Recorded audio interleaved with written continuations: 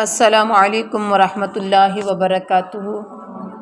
نحمدہ ونصلی علی رسولہ الکریم، اما بعد فاعوذ باللہ من الشیطان الرجیم، بسم اللہ الرحمن الرحیم۔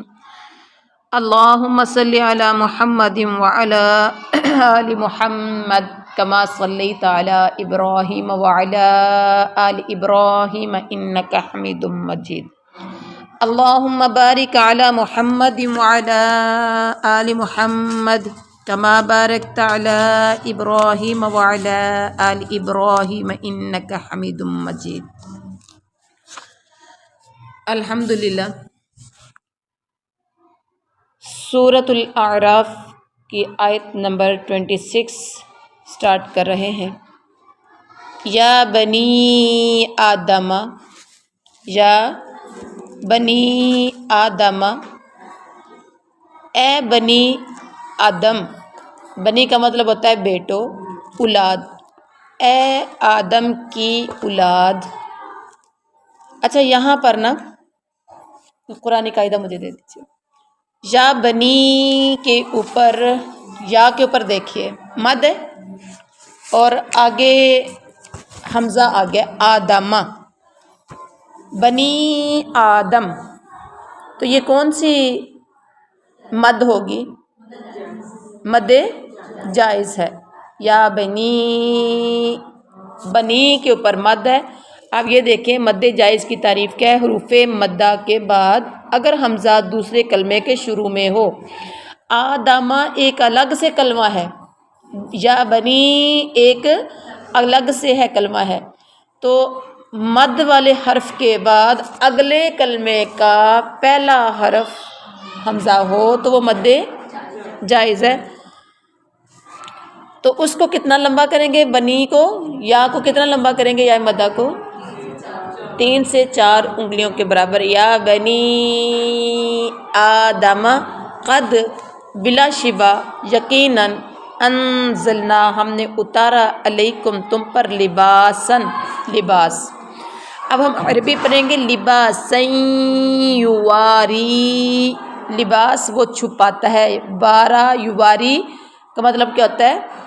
چھپانا۔ یواری وہ چھپاتا ہے، سوآتکم تمہارے ستر، سوآت ستر، شرمگاہیں، وریشہ اور زینت ہے، وریشہ اور زینت ہے۔ وہ لباس التقوی، تق قاف کے اوپر کیا کریں گے؟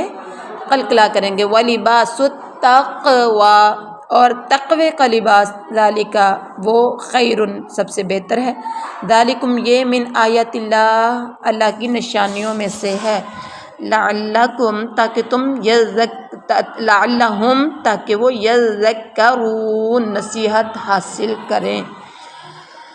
با محاورہ ترجمہ کریں گے۔ یا بنی آدم قد انزلنا علیکم لباسا یواری سوآتکم وریشا، اے آدم کی اولاد، ہم نے تمہارے لیے لباس پیدا کیا جو تمہاری شرمگاہوں کو بھی چھپاتا ہے اور زینت کا باعث بھی ہے۔ اور ایک اور بات یاد رکھو، وَلِبَاسُ التَّقْوَىٰ ذَلِکَ خیر، اور تقوی کا لباس یہ تو اس سے بھی بڑھ کر ہے، اس سے بھی بہتر ہے، تقوی کا لباس اس سے بہتر ہے، یہ اللہ کی نشانیوں میں سے ہے تاکہ وہ سب نصیحت حاصل کریں۔ اچھا، یہاں پر دیکھیے سوآتکم وریشا۔ سوآتکم کا مطلب ہے جسم کے وہ حصے جنہیں چھپانا ضروری ہے، جیسے شرمگاہ۔ اب آپ دیکھیں، آپ محسوس، یعنی کہ کوئی بھی کسی کے سامنے ننگا ہونا، برہنہ ہونا کوئی بھی کسی کے سامنے پسند نہیں کرتا، بلکہ ایک دوسرے سے شرم آتی ہے۔ تو سوآت ہر وہ حصہ جو کوئی کسی کے سامنے کھولنا پسند نہیں کرتا، وہ ستر۔ ریشہ، ریشہ کا مطلب ہے وہ لباس جو حسن و رعنائی کے لیے پہنا جائے۔ شادیوں پہ آپ کیا کرتے ہیں؟ حسن و رعنائی کے لیے، اور خوبصورت لباس ہو تو ویسے ہی قیمت بڑھ جاتی ہے انسان کی، ایسا ہی ہے نا، ویلیو بڑھ جاتی ہے۔ اور خوبصورت انسان کی خوبصورتی میں اضافہ ہو جاتا ہے لباس سے۔ گویا لباس کی پہلی قسم ضروریات سے ہے، کون سی؟ سوآتکم، ستر چھپانے کے لیے، نمبر 1۔ اور نمبر 2 ہے دوسری قسم جو وریشہ، کیا ہے؟ اضافہ کرنے کے لیے ہے، خوبصورتی میں اضافہ کرنے کے لیے ہے۔ اللہ تعالیٰ نے ان دونوں قسم کے لباس کے لیے سامان اور مواد پیدا فرمایا ہے۔ اور اس کے بعد ہے وَلِبَاسُ التَّقْوَىٰ، تقوی کا لباس۔ اللہ نے کہا یہ زیادہ بہتر ہے۔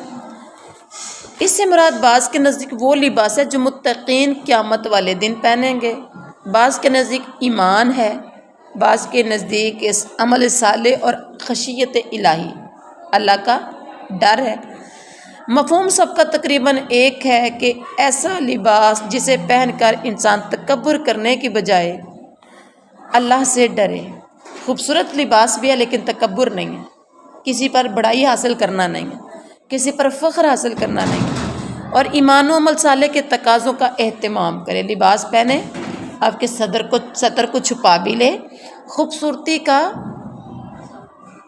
باعث بھی بنے، اور آپ کے اندر تکبر بھی نہ آئے بلکہ عمل صالح ہو اور خشیت الہی آپ کے اندر ہو، تو وہ لباس سب سے زیادہ بہتر ہے۔ یا بنی آدم، اے آدم کی اولاد، نہ یفتنن، فتنے میں ڈالے، کم الشیطان، تمہیں شیطان، کما جس طرح اخرج، اس نے نکلوا دیا تھا، ابویکم، ابوی تثنیہ کا ہے، ابوی تمہارے ماں باپ کو، من الجنہ، جنت سے۔ اب عربی پڑھیں گے، ابویکم من الجنتی، تمہارے ماں باپ کو جنت سے، ینزعو، وہ اترواتا تھا، انہما، ان دونوں سے، لباسہما، ان دونوں کا لباس، لیوریہما، تاکہ وہ دکھائے ان دونوں کو، سوآتہما، ان دونوں کے ستر، انہو یراکم، بے شک وہ تمہیں دیکھتا ہے، ہوا وہ خود بھی، وہ دیکھتا ہے تمہیں خود بھی، وقبیلہ، اور اس کا قبیلہ بھی، من حیث، جہاں سے، لا ترونہم، تم انہیں نہیں دیکھتے، انا، بے شک، جعلنا الشیاطین، ہم نے بنایا ہے شیاطین کو، اولیاء، دوست، اولیاء، دوست، للذین، ان لوگوں کا، لا یؤمنون، جو ایمان نہیں رکھتے۔ اب ہم آتے ہیں بامحاورہ ترجمہ کی طرف۔ اے آدم کی اولاد، لا یفتننکم الشیطان، شیطان تمہیں فتنے میں نہ ڈالے، شیطان تمہیں فتنے میں نہ ڈالے، جیسے اس نے تمہارے والدین کو، تمہارے ماں باپ کو جنت سے نکلوا دیا تھا۔ وہ ان دونوں سے ان کے لباس اترواتا تھا تاکہ ان دونوں کے ستر دکھائے، تاکہ وہ ان دونوں کے ستر ان دونوں کو دکھائے، تاکہ وہ دکھائے ان دونوں کو، ان دونوں کے ستر، یعنی ایک کو دوسرے کے سامنے ننگا کر دے، اور پھر وہ خود بھی دیکھتا ہے تمہیں اور اس کا قبیلہ بھی دیکھتا ہے، ایک دوسرے کے سامنے بھی ننگے ہو گئے اور شیطان کے سامنے بھی اور اس کے قبیلے کے سامنے بھی، جہاں سے تم انہیں نہیں دیکھتے، تمہیں پتہ بھی نہیں ہوتا کہ وہ شیطان یا اس کا قبیلہ ہمیں دیکھ رہا ہے۔ اب کیا سمجھ آئی کہ جب کسی کا ستر کھل جاتا ہے تو شیطان اور اس کا قبیلہ دیکھتا ہے۔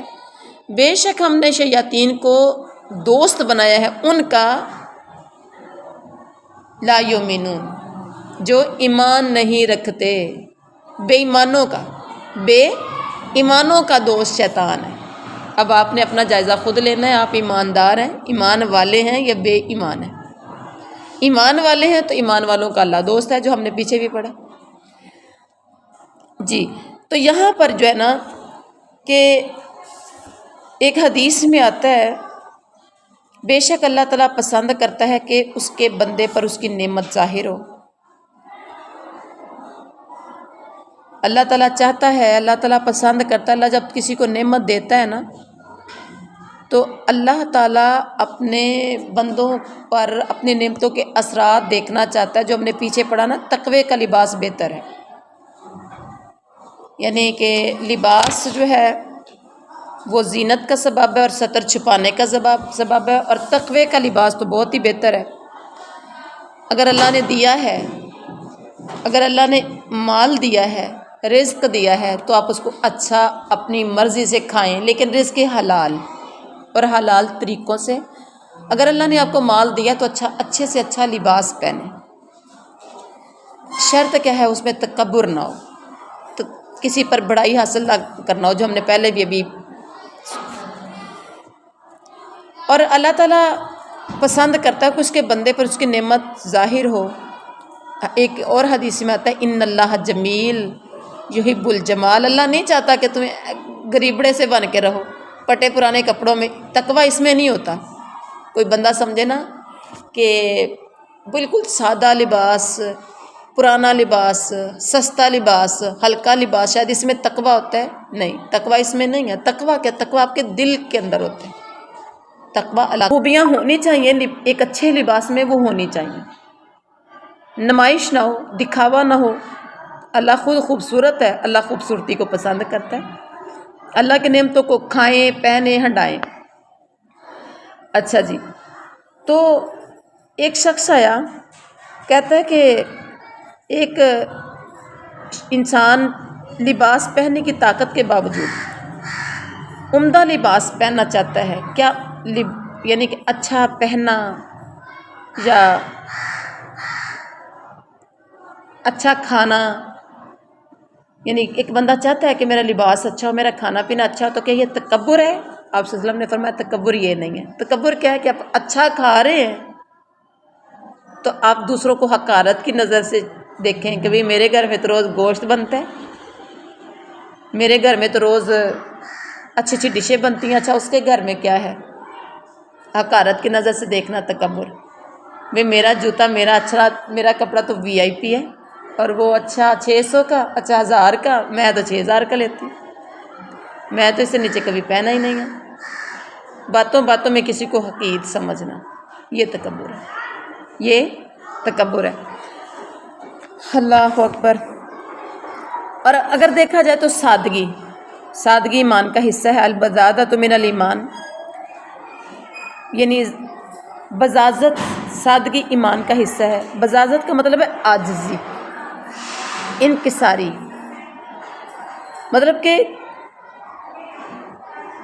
لباس بہت زیادہ قیمتی نہ ہو یا لش پش والا نہ ہو، بلکہ سادگی ایمان کا حصہ ہے. آپ کا اچھا ہو لیکن اس کے اندر کچھ سادگی ہو. ٹھیک ہے، تو وہ ایمان کا حصہ ہے. اب یہ ہے اگلی جو ہم پڑھ رہے ہیں. اللہ تعالیٰ کہتے ہیں آدم کی اولاد کو وارن کیا کہ شیطان کہیں تمہیں ایسے فتنے میں نہ ڈال دے، اور فتنے میں ڈال کے تمہیں جنت سے ایسے نہ نکلوا دے جیسے تمہارے ماں باپ کو جنت سے نکلوایا تھا. پھر شیطان کی پوری کوشش ہوتی ہے. آدم و حوا کا یہاں تذکرہ کیا کہ ان دونوں کے لباس اتروا کے ان کو ننگا کر کے خود بھی دیکھا اور قبیلے کو بھی دکھایا، لیکن تمہیں نہیں پتہ چلتا. یہ ہمیں تذکرہ ان کا کیا ہے، سمجھایا اس امت کو ہے، قیامت تک کے آنے والے لوگوں کو ہے کہ اپنے لباس کی حفاظت کریں، اپنے ستر کو ڈھانپ کے رکھیں، شیطان کے بہکاوے میں نہ آئیں. اور آج زیادہ تر لوگ، میجورٹی، شیطان کے بہکاوے میں ہے. لباس پہنتے ہیں تو بازو ہاف سلیو، بلکہ اب تو سلیو لیس ہو چکے میں. پہنا تو اتنا ٹائٹ، پہنا نہ پہنا برابر. ایک ایک پارٹ نظر آ رہا ہوتا ہے کہ انسان کون سے، کہاں سے موٹا پتلا کیسا ہے، فگر انسان کا کیسا ہے. شلوار کی طرف نظریں دوڑائیں تو شلوار کی بجائے ٹائٹس ہیں، ایک ایک چیز نظر آ رہی ہوتی ہے. تو یہ ایسا لباس خود بھی دیکھتا ہے وہ تمہیں ننگا کر کے. پہلے تو تمہیں مسلمانوں لوگوں ایک دوسرے کو، بنی آدم ایک دوسرے کو وہ دکھاتا ہے، پھر شیطان خود بھی دیکھتا ہے، پھر اس کا قبیلہ بھی دیکھتا ہے. لہٰذا وارن کیا، غور کیجئے کہیں فتنے میں نہ آ جانا، بچ کے رہنا. دشمن کا ساتھی بتا دیا۔ لیکن اللہ تعالیٰ کہتے ایک بات یاد رکھنا، صرف شیطان کے جو دوست وہ ایمان نہیں لائیں گے، باقی سارے ایمان لائیں گے۔ اللہ تعالیٰ ہمیں ان لوگوں میں کر دے جو ایمان والے ہیں۔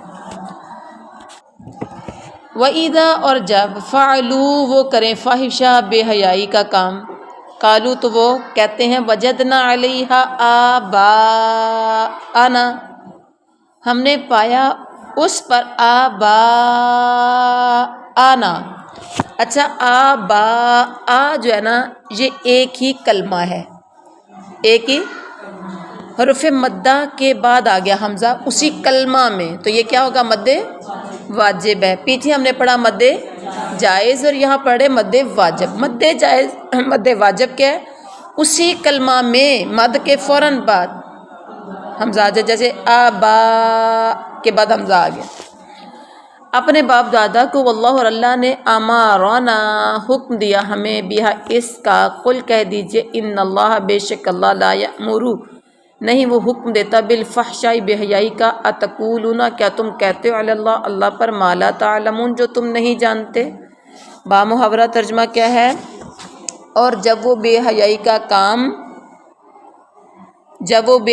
کام کریں تو کہتے ہیں ہم نے تو اس پر اپنے باپ دادا کو کرتے پایا، یعنی یہ کام تو ہمارے ابا امی بھی کرتے رہے، دادا پر دادا بڑے بھی کرتے آئے، ہم نے یہ کام اپنے بڑوں کو کرتے ہوئے پایا ہے، اور اللہ نے حکم دیا ہے ہمیں اس کا، ساتھ یہ بھی کہتے ہیں ہمیں تو اللہ نے حکم دیا اس کا۔ اللہ کہہ رہے ہیں قل میرے پاک پیغمبر آپ کہیے کہ اللہ تعالیٰ تو بے حیائی کا حکم نہیں دیتا، اللہ کے ذمے تم ایسی باتیں کیوں لگاتے ہو جن کا تمہیں پتہ نہیں ہے؟ آپ بھی ہر بات کو اللہ کی طرف نہ سونپ دیا کرو، اللہ نے ایسے کہا، اللہ نے ایسے کہا، نبی نے ایسے کہا، یہ بہت بڑا جھوٹ ہے، ٹھیک ہے۔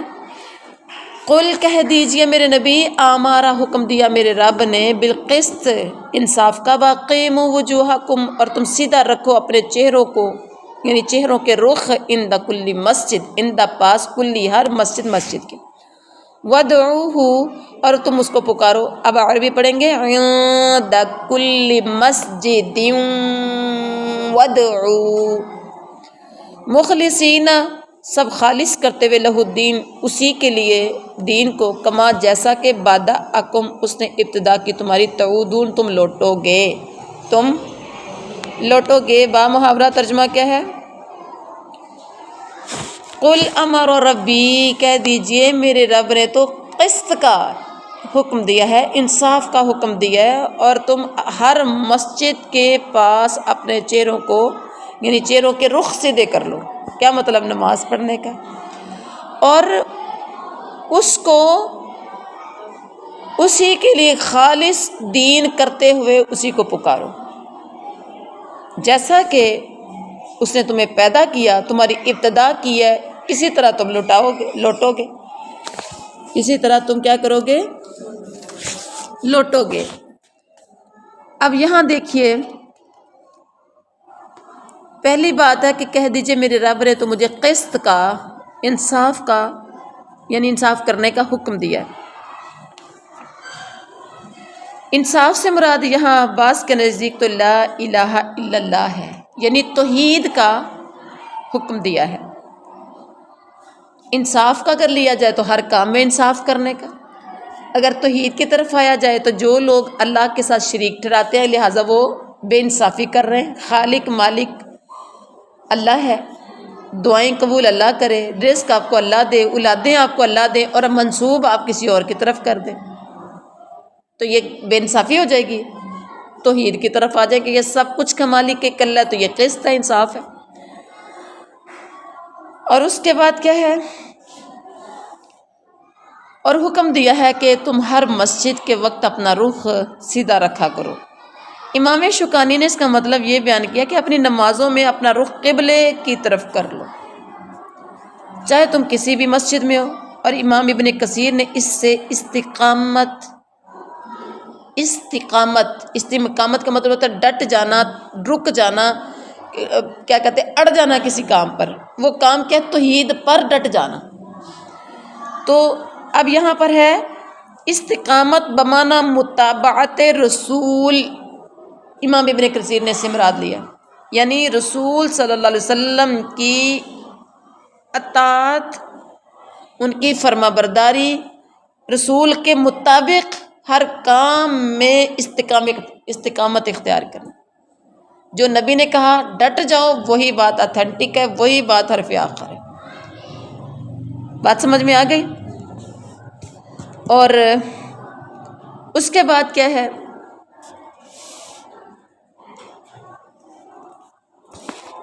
فریقاً ہدا و فریقاً، ایک فریق کو اس نے ہدایت دی اور ایک فریق کو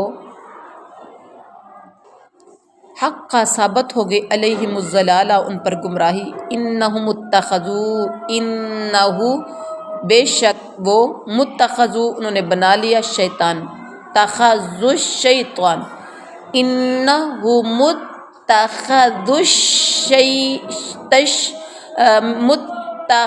الشیاطین، بے شک انہوں نے بنا لیا شیطانوں کو اولیاء دوست، من دون اللہ، اللہ کے سوا، وَيَحْسَبُونَ، اور وہ گمان کرتے ہیں، انہم مہتدون، کہ بے شک وہ ہدایت یافتہ ہیں۔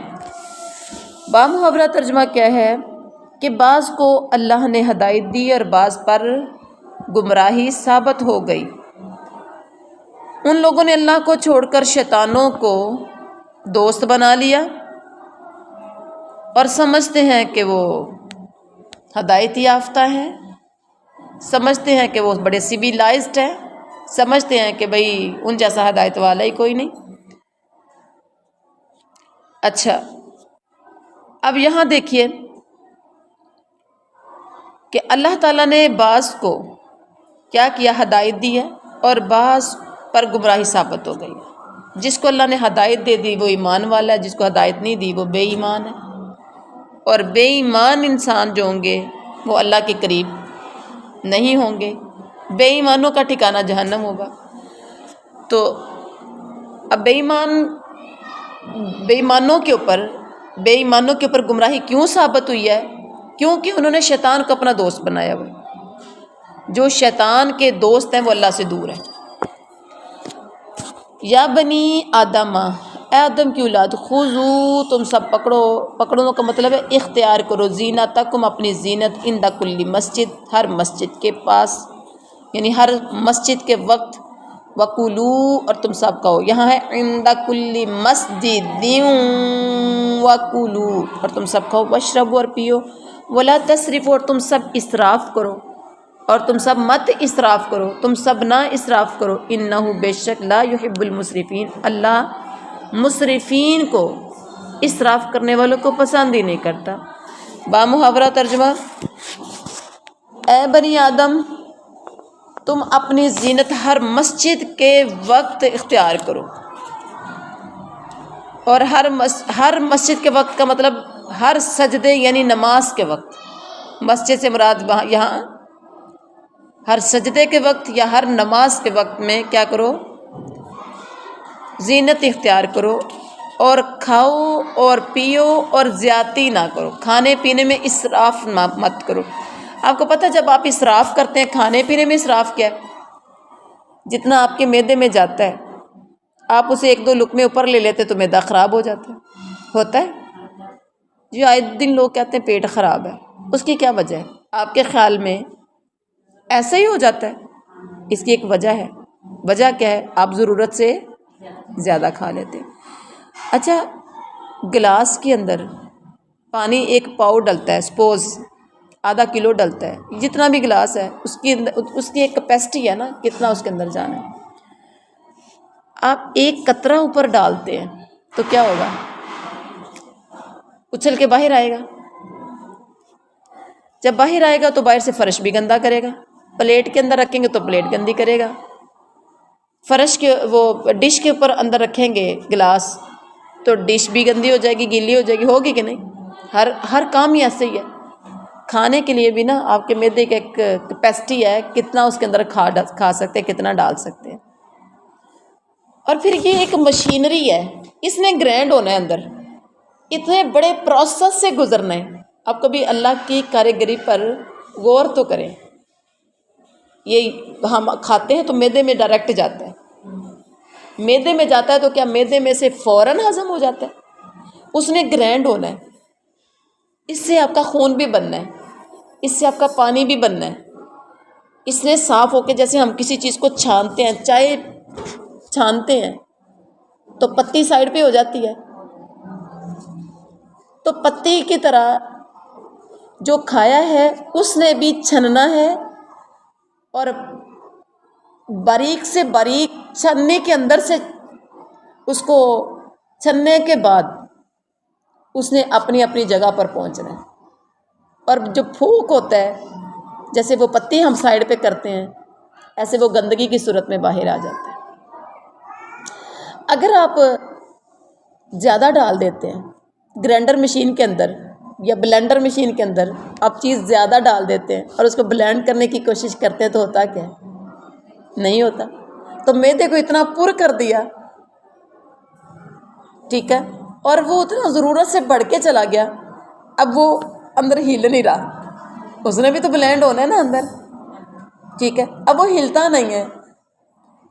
یعنی مشینری تو کام کرتی ہے اس کو بلینڈ کرنے کے لیے، لیکن وہ ہو نہیں رہا، ہلے گا نہیں تو بلینڈ نہیں ہوگا، ہضم نہیں ہوگا. پھر کیا ہوگا؟ آپ کو تنگی محسوس ہوگی، وہ وہیں رکا رہے گا، ڈکار آئیں گے، گڑبڑ شروع ہو جائے گی، جلن ہوگی. ایسا ہی ہے. تو الحمدللہ ثم الحمدللہ یہ گنہگار ان لوگوں میں سے ہے جو بہت کم معدے کی بیماری کا شکار ہوئی ہے. ایک لقمہ کبھی اوپر ڈالا ہے نا، ایک لقمہ، تو گڑبڑ شروع ہو گئی ہے. تو پہلے ہی اللہ کی بندیوں، اللہ کے بندوں، اتنا کھاؤ جتنی ضرورت ہے.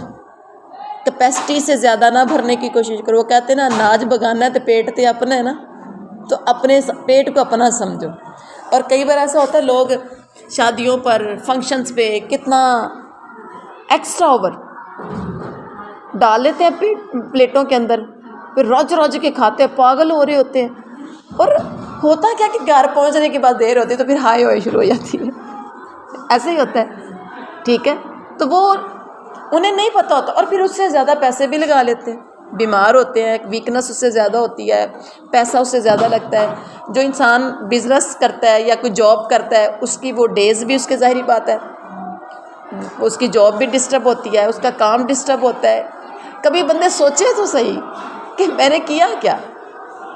اللہ تعالیٰ تو ظلم نہیں کرتا، خود ہی بندہ جان پر ظلم کرتا ہے. تو بہرحال کھاؤ اور پیو، اسراف مت کرو. سمجھ آئی اسراف کیا ہے؟ کھانے پینے میں بھی اسراف. اور ویسے بھی کھانے پینے میں 2 بندوں کا ہے تو آپ 10 بندوں کا بنا لیں، 6 بندوں کا بنا کے اس کو ضائع کریں. آدھا کھایا، چلے کھانا آپ کا پورا پورا، یہ جتنا آپ کھاتے ہیں، آپ کا جتنا آپ کا اسٹمک آپ کا ایکسیپٹ کرتا ہے اتنا ہی کھاتے ہیں، لیکن اسے کھاتے ہوئے پلیٹوں کے اندر بچا دیا، برتنوں میں بچا دیا، ادھر ادھر رلتا پھرا، ٹوکریوں میں ڈال دیا، آخر کار خراب ہو گیا تو ڈسٹ بن میں ڈال دیا. یہ اسراف ہے. پکاؤ اتنا جتنا ضرورت ہے، نہ صحیح بچ جائے تو فوری کسی کو ضرورت مند کو پہنچا دو، تاکہ آپ کی ٹوکری میں نہ جائے، آپ کی باسکٹ میں نہ جائے، کسی کے منہ میں وہ چلا جائے اور آپ کو فائدہ ہو جائے. ان اللہ لا یحب المسرفین، اللہ مسرفین کو پسند نہیں کرتا. ٹھیک ہے جی. سبحان ربک رب العزت عما یصفون وسلام علی المرسلین والحمد للہ رب العالمین. ناظرین، اسلامک اور اتھینٹک ویڈیوز دیکھنے، ناظرہ قرآن، قرآنی قاعدہ بات تجوید اور ترجمۃ القرآن سیکھنے کے لیے، وہ بھی آسان طریقے سے، ہمارا channel Quran and Islam 36 subscribe اور لائک اور صدقہ جاریہ سمجھتے ہوئے دوسروں کو شیئر کر دیں. جزاکم اللہ خیر.